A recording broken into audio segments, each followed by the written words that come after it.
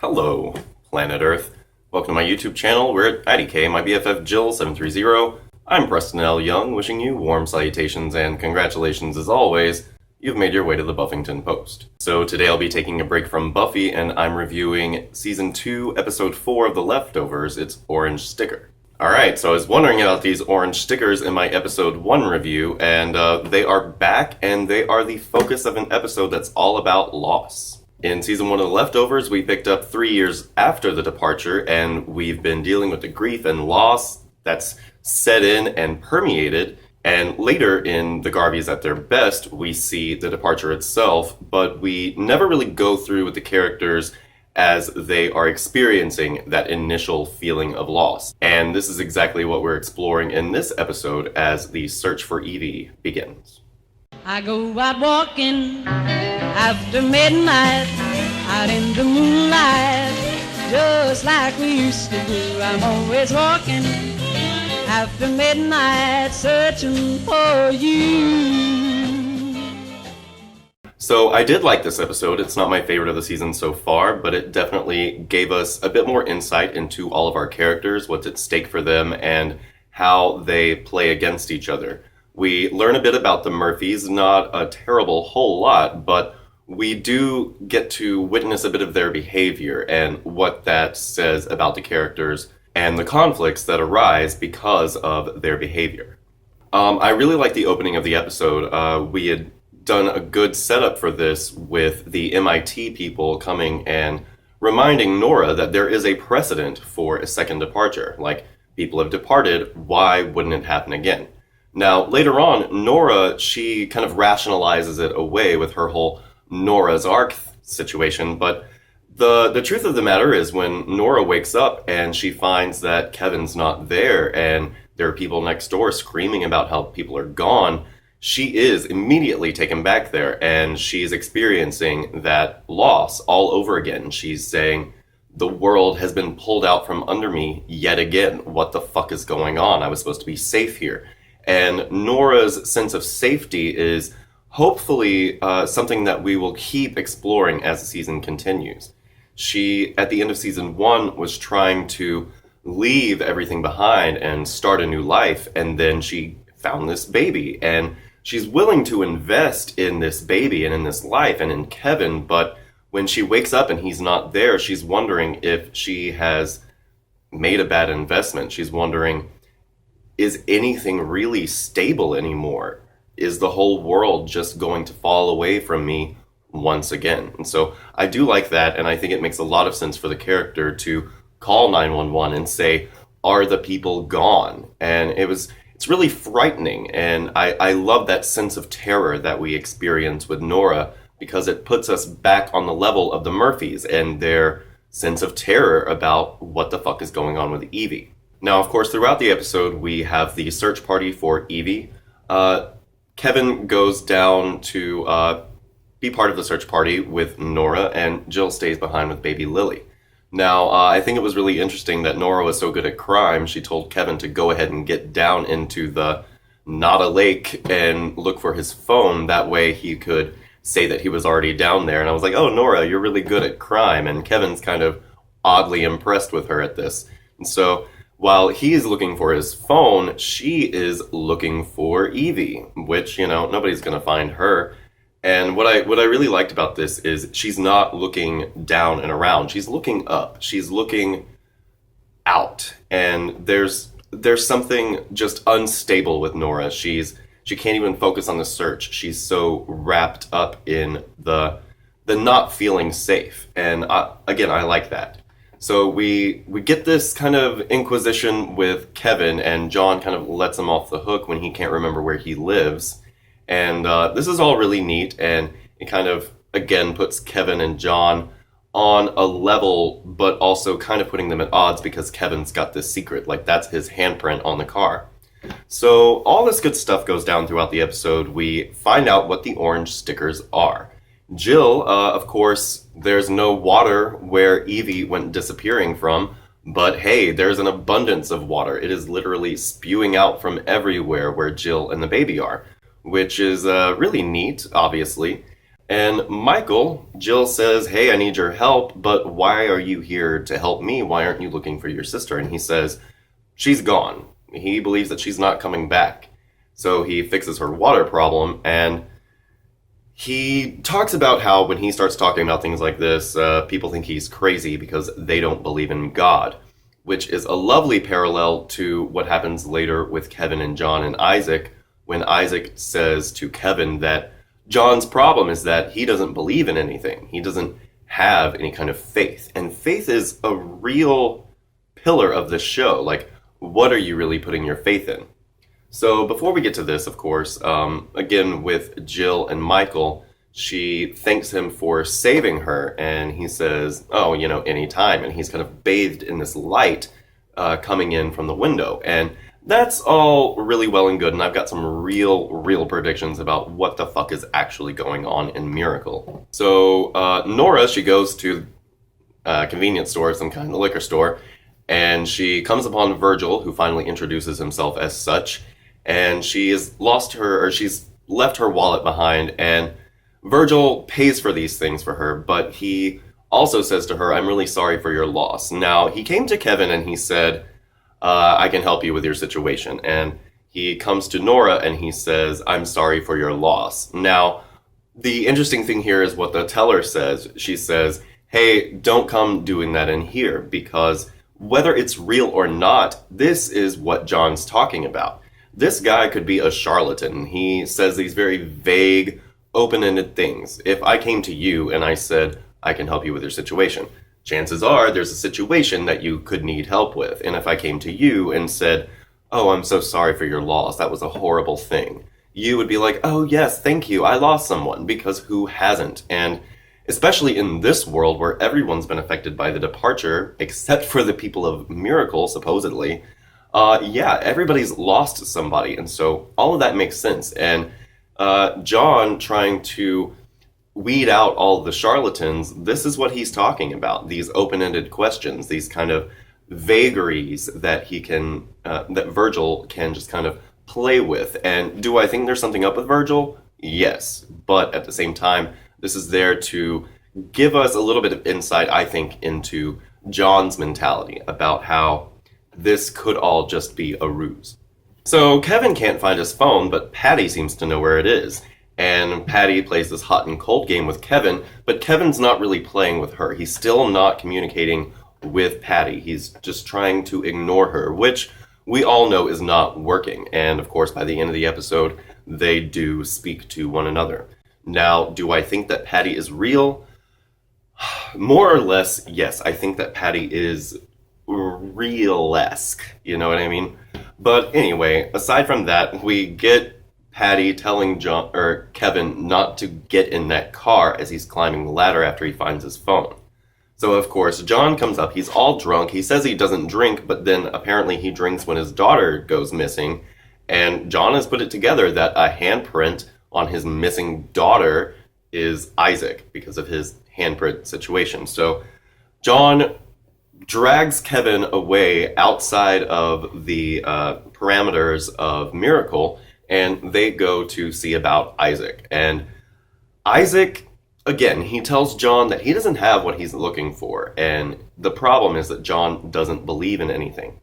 So this is all going on, and Nora and Jill are talking about how people tried to fake their departures. And we saw this in episode 1, where the guy from Perfect Strangers had faked his own departure. And she talks about how, the whole Noah's Ark thing, about how, this happened and it's not going to happen again because they got all the people they wanted, and we're all just kind of left here in the Floodlands. So I like that. I like that Nora is so skeptical because she needs to be. She needs to feel like she's safe. It's not going to happen again. But at the same time, she really doesn't. And I like just Jill. I love Jill. She's just constantly taking everything in. She's a young person, and I feel like a young person in this world, in this situation, would be constantly trying to take in as much information as she can and deciding on things for herself.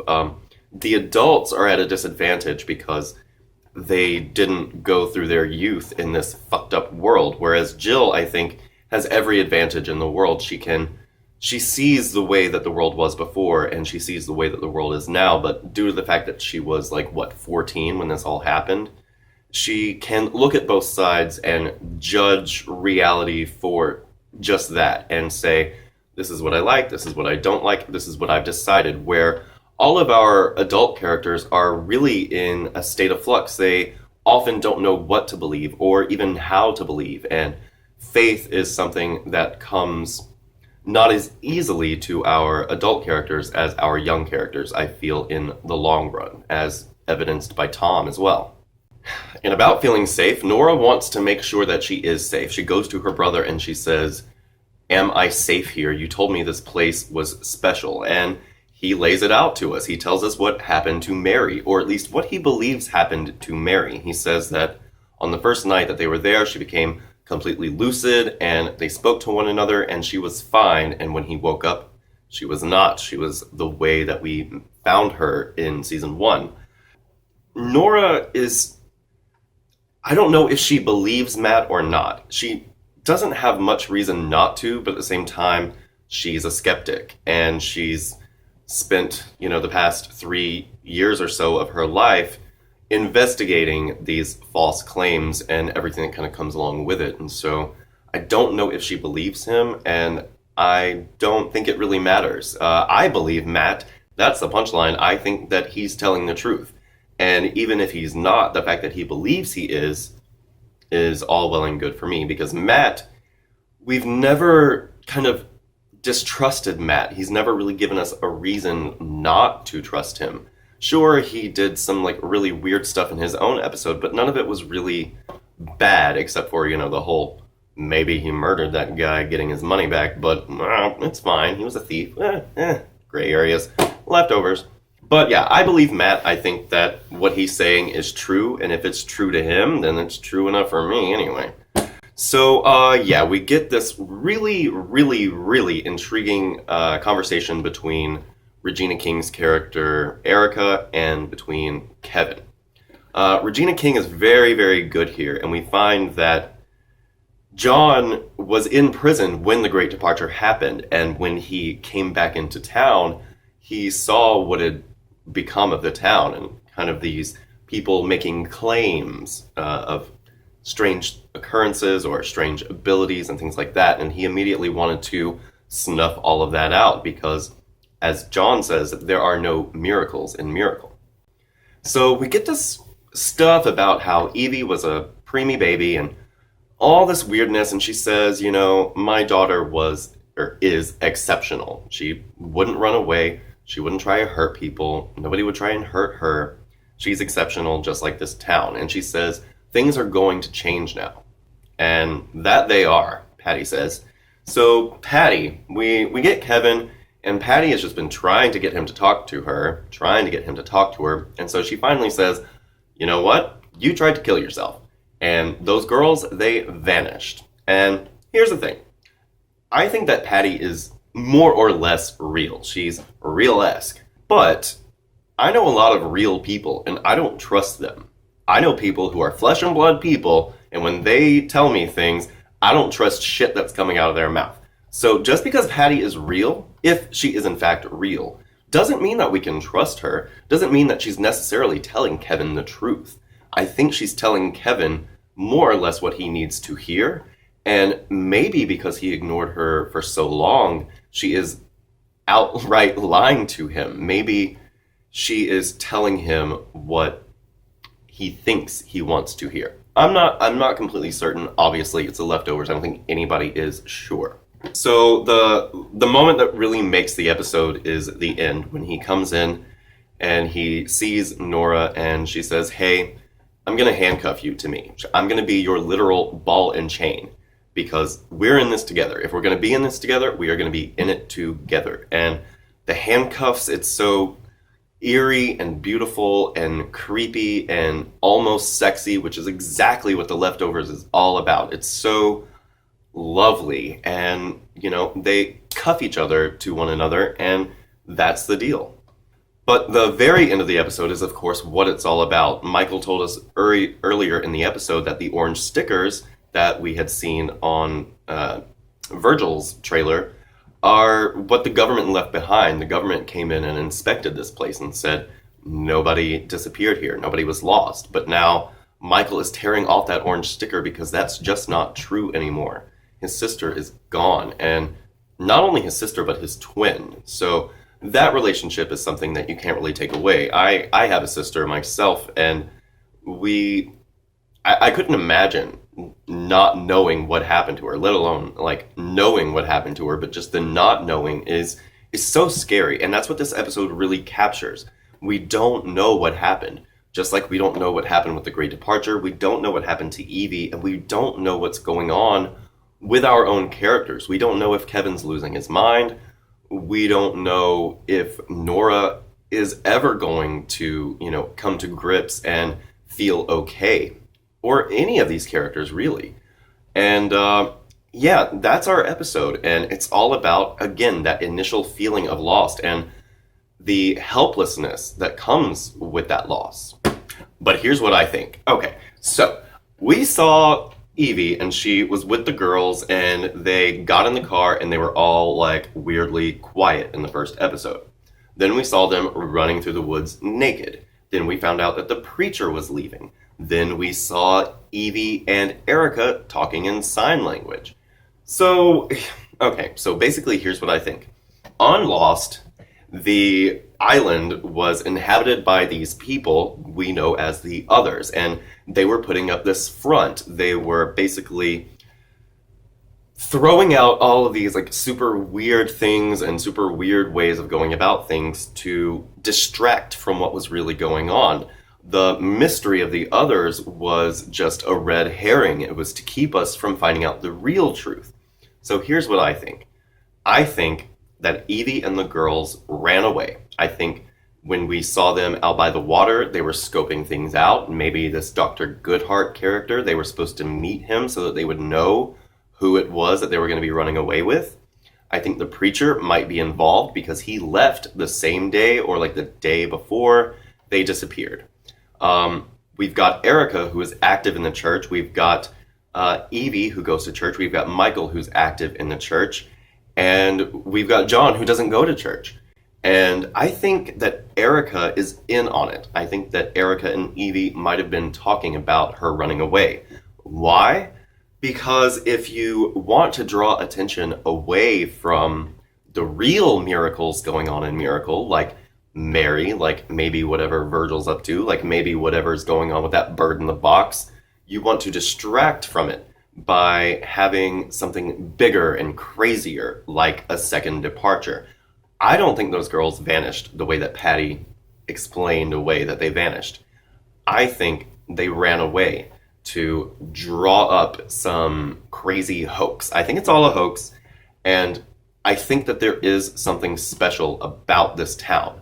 Don't get me wrong, I think there's something super special about it, but I think the disappearance of the girls is to either distract from what's actually going on or to make believers out of people like John so that, I don't know, I feel like the church is involved because it all goes back to my Lost and the Others theory that there's something bigger, and the way that you cover up the big real thing is to throw out these fake things to either make believers of people or just, like I said, to draw attention away from those real things. So that's what I think. I think Erica's in on it. I think Evie and the girls ran away. I think the preacher might have helped them to escape, and that's what I think. But I do think that Patty is mostly real, question mark, and I think that we can't necessarily trust her because, like I said, we don't always trust real people.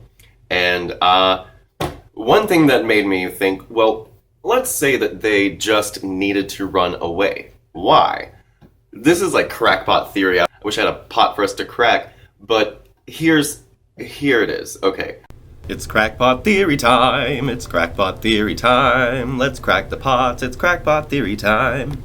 What if they had to run away because Immaculate Conception? Question mark? Is that Like, okay, let's say you immaculately conceived and your father's the one, like, literally burning people's houses down who are making such claims. I think it's time to disappear.